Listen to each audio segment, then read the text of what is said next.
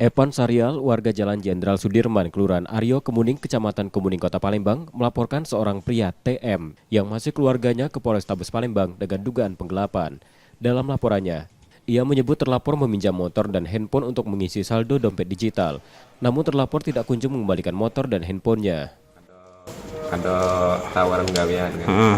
Habis itu adik ini diajak berjalan ke kampus, katanya nak nganter ke lamaran, rupanya bukan nganter lamaran. Adik ini setepnya di pinggir jalan, minjem HP sama motor, katanya nak ngisi dana sebentar. Itu tidak ngulang lagi. Jadi dia tinggal sementara di rumah ya? Di rumah gitu. Sudah berapa lama di rumah? Di rumah gitu 5 harian, 4 hari 5 hari. Kini laporan tersebut dalam penanganan polisi dari Polrestabes Palembang. Yudi Kiswanto, Kompas TV, Palembang, Sumatera Selatan.